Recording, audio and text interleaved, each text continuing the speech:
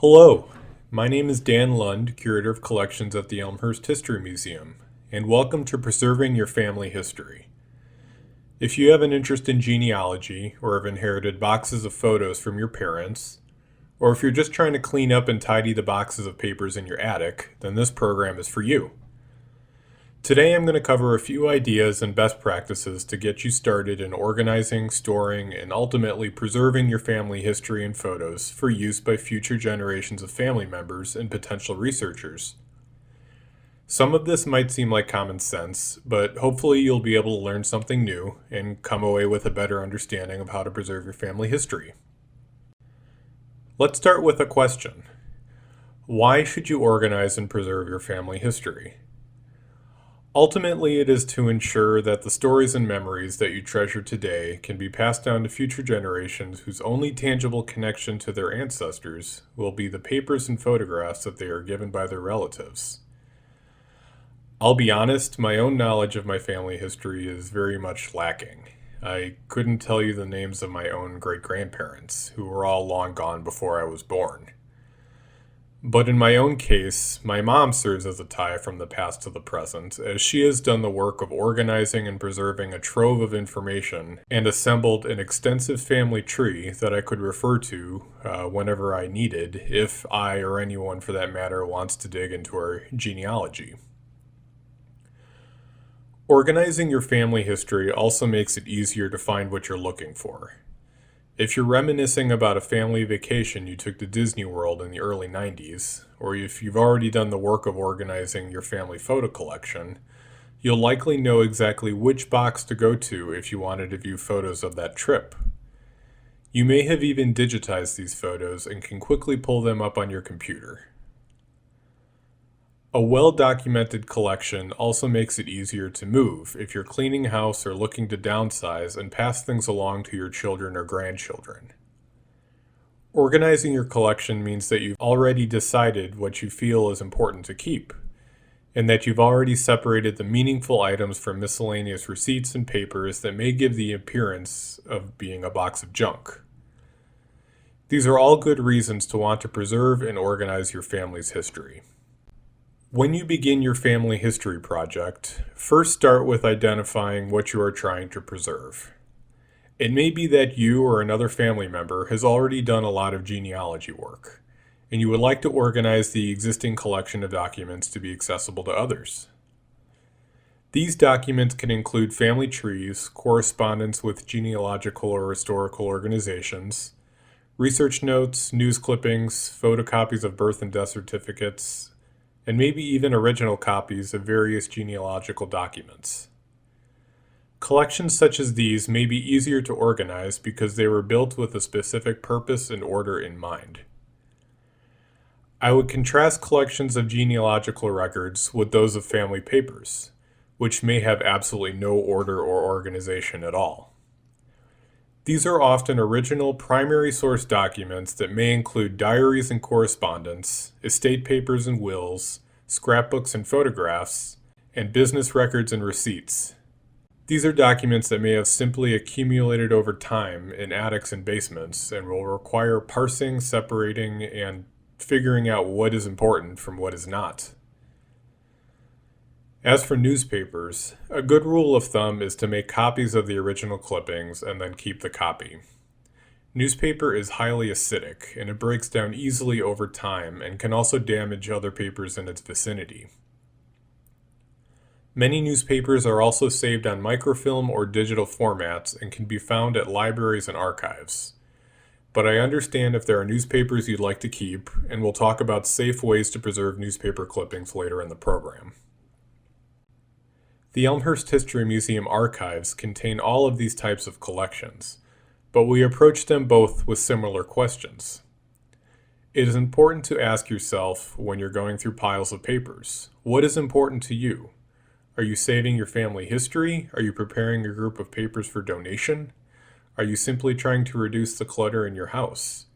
If the answer to that last question is yes, it's also worth asking, would these papers be important to someone else? The folder of receipts from 70 years ago may seem like junk to a lot of people, but speaking from experience, your local history museum may want to take a look at it before you throw it away. The papers you have in your collection may also be the missing piece in someone else's genealogical research. So it's always important to step back and try to see if that pile of papers or letters taking up space in your house may be better off at a different home rather than the trash can. To determine a document or item's importance, it's also worthwhile to find out who the item belonged to and where it came from. If you have an envelope full of photographs full of people you don't recognize, but you know that it came from your uncle, you can ask other uncles, aunts, and cousins to see if they're able to identify or date any of the images. Also, does the item tell a story? That might be the difference between considering a receipt from the 1940s a treasured artifact or a piece to be thrown away. At this stage, also be sure to assess the condition of the items in question. If you see any mold at all, it is not recommended that you keep the item. The mold will spread to other items in the same space and can also be harmful to your own health. Make a copy or photograph of the item if need be, but I highly recommend that you throw moldy things away. As you assess what you have in your own collections, it is important you keep an inventory of everything you intend to keep. Your future self, as well as anyone else who will be accessing the collection, will thank you. It will save you the trouble of having to rifle through all of your papers to find that one item you are looking for, as an inventory will tell you everything you have without even opening up a box. Here at the museum, we create finding aids for each of our manuscript collections. These aids include a folder-level inventory, a description of the collection, and also include information on related collections that may be helpful to a curator or researcher. I'm not saying that you need to be as thorough as that, but keep a simple list inventory on a spreadsheet, and that would be the most forward way to take stock of what you have in your family history collections. When physically organizing your collections, the only rule that you should follow, really, is that it should be something that works for you, as long as it is consistent. It may work best that your genealogy collections are organized alphabetically or chronologically. You may try to organize your photo collections by geography. Whatever works best for you. As long as the collection is organized in a consistent way, you can't really go wrong here. Where you choose to store your collections is just as, if not more, important than how you organize them. Avoid places that have excessive or fluctuating temperature levels, high moisture environments, or brightly lit spaces. Fluctuating heat and humidity causes paper to absorb moisture in the air and dry out again, and this repeated process leads to degradation over time and leads to the paper becoming brittle. Light also damages paper in photographs, and it accumulates over time, causing ink and photographic images to fade. If you have a treasured photograph framed in a sunny space in your house, it might be wise to make a digital print and display that copy instead of the original to preserve the original and protect it from sunlight. And of course, high moisture levels can lead to mold, which is never a great situation. A cool, dry, and dark place is an ideal spot to keep your family history collection safe. Wherever you plan to store your collections, you should also keep an eye on them over time.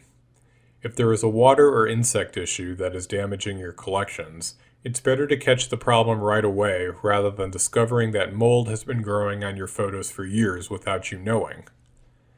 It would be best to create a plan to check on your collections every so often just to make sure everything looks okay. When storing your collections, it is important that you use archival materials that are safe for long-term use. Normal cardboard boxes are not ideal for long-term preservation. When looking for storage supplies, look for indicators that it is acid-free or archival quality material. When looking for storage supplies, look for indicators that it is acid-free or archival quality material. For genealogy collections that may be referred to or handled with some frequency, It might be best to store your papers in archival quality plastic sleeves in 3-ring binders so that you can easily flip through the pages of documents without fear of tearing or degrading the pages.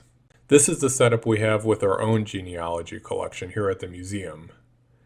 For other collections, there are acid-free folders, envelopes, and boxes of all sizes that you can purchase to store your items. We'll talk a bit about where you can get these supplies at the end of the program. Preparing your collections for storage is a whole nother thing. Before boxing up your collection, make sure you remove any fasteners that may damage papers or degrade over time. I will often have to remove rusty paper clips or staples from documents, or peel a crumbling rubber band from around a stack of photos as I process an incoming collection. These fasteners can leave residue behind or adhere to documents, so it is best to remove them slowly and carefully with a tool like a micro spatula, which I find extremely handy for a variety of random tasks, or even a piece of floss to make sure the rubber band or rusty clip do not damage or leave behind too much residue on your photos and documents. It is also important to remove any folds and flatten documents. Documents that are folded weaken along the crease and eventually will break apart along those creases. The ink on the documents, especially in a humid environment, might stick to the opposite side of the fold, making it impossible to unfold the paper without damaging the item.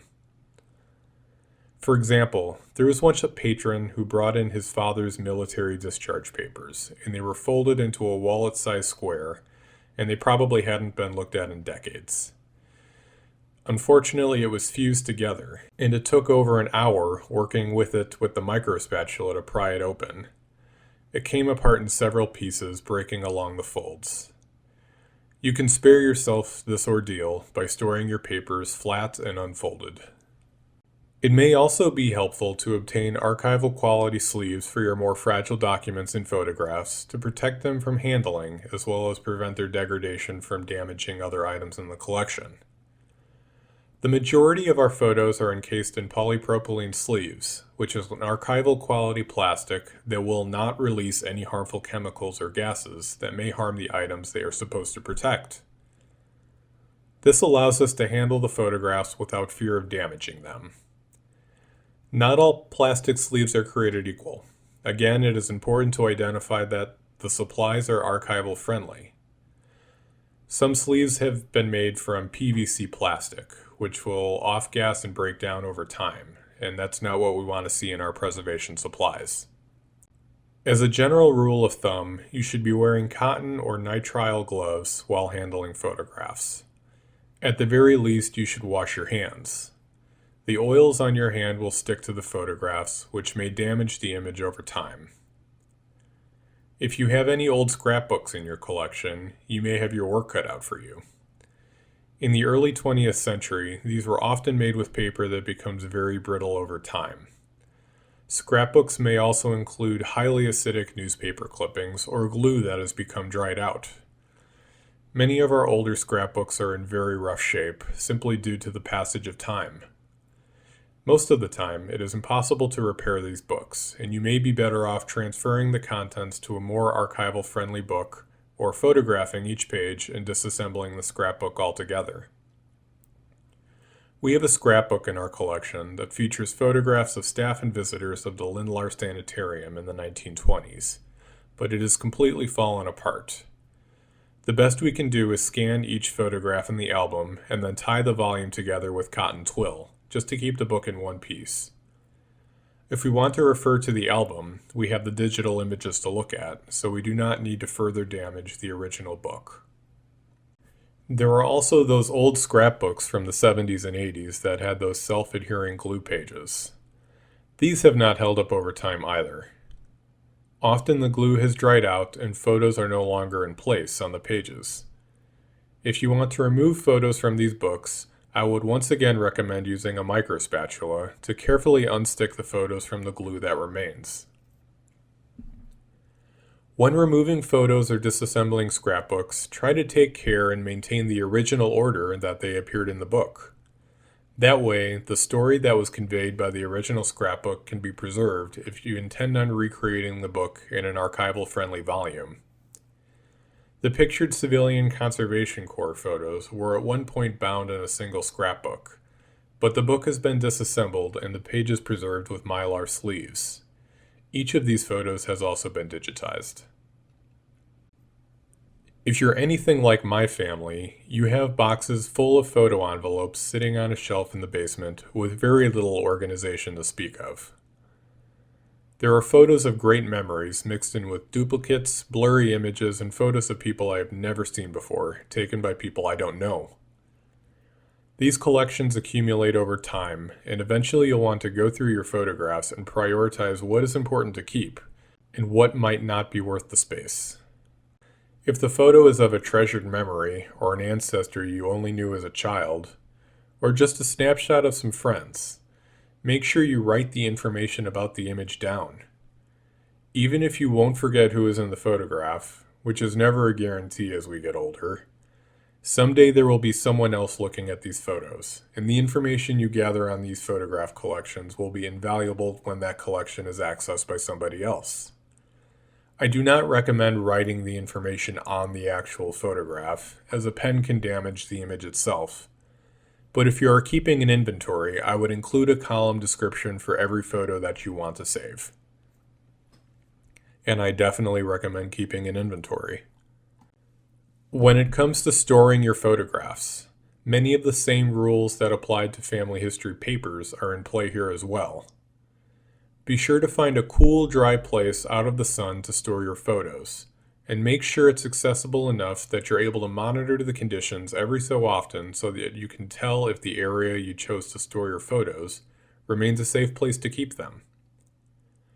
I should also note that the boxes you store in your collections should be almost a perfect fit.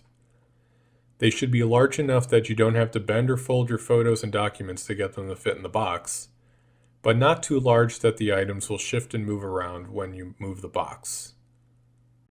I mentioned newspapers before.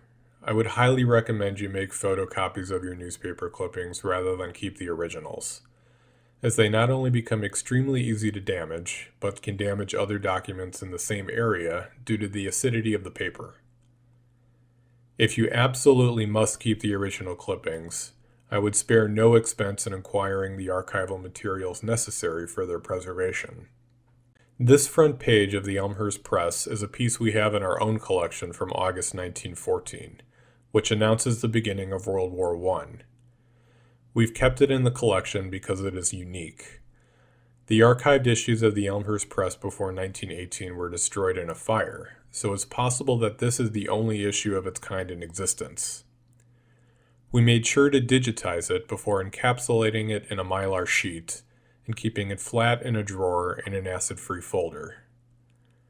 If you're keeping a full issue of a newspaper, I would also recommend interleaving the pages with acid-free tissue so that the pages stay separate from one another. Again, we only keep newspapers ourselves if the circumstances are extreme. So 99 times out of 100, I would recommend a photocopy or digital image of the clippings if you'd like to save it. In fact, I would recommend digitization of any document or photograph you'd like to save for the long term. It is often the best way to ensure the preservation of your family history, as digital files are obviously not subject to the many physical ways that can lead to the degradation of your documents over time. We could probably do a whole different program dedicated to digitization methods, but I want to cover just a few best practices that you should note if you are starting a digitization project. You can either use a camera or flatbed scanner. I would not recommend using a document feeder, even if it promises to speed up the process. All it takes is one paper jam to destroy a unique document and ruin your day. So creating a copy through photography or a flatbed scanner would be the way to go. Ideally, the files you create would be in TIFF format with a resolution of 300 to 400 dpi, which means it has that many pixels or dots per inch. The higher the DPI, the more information is captured from the document. For a manuscript, 300 dpi is probably high enough, but for a photograph, you may want to go even higher than 400 to accurately capture everything there is in the image. especially if you intend on printing a high-quality copy. And it is also best to choose the TIFF format because it preserves data better than a default JPEG file. JPEG files are a lossy file format, meaning the data is compressed, and when saved, it can lose data each time this happens. The TIFF format is a lossless file format, but it does result in much larger files, so make sure you have the hard drive space or cloud space when embarking on a project to digitize your photo collections. In fact, I would recommend saving your files on both a local hard drive and the cloud, just to make sure you do not lose any of your work if something happens to your computer. The museum saves its digital photograph collections on a local hard drive, a server, and also an external hard drive that is stored at an off-site location. And this is just to make sure that in the event something happens to the museum building, our digital collections will be safe.